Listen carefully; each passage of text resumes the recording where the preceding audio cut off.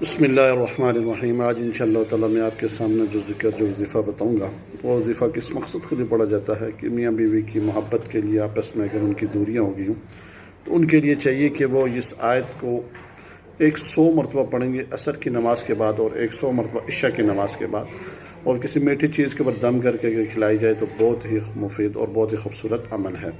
اگر خدا نخواستہ وہ قریب نہ ہو تو کوئی میٹھی چیز آدمی منہ میں رکھ لے، منہ میں رکھنے کے بعد پھر اس آیت کو آپ نے پڑھنا ہے کتنی دفعہ، وَأَلْقَيْتُ عَلَيْكَ مَحَبَّةً مِّنِّي وَلِتُصْنَعَ عَلَىٰ عَيْنِي، 100 مرتبہ، ٹھیک ہے۔ اول آخر 11 مرتبہ درود شریف کے ساتھ پڑھیں گے تو انشاءاللہ تعالیٰ یہ آپ نے 7 دن یہ عمل کرنا ہے۔ 7 دن عمل کرنے کے بعد پھر آپ دیکھیں کہ آپ کو کتنا فائدہ ہوتا ہے۔ انشاءاللہ تعالیٰ بہت فائدہ ہوگا۔ جتنے بھی میرے چینل سننے والے لوگ ہیں، میرے چینل کو سبسکرائب اور شیئر اور لائک ضرور کریں۔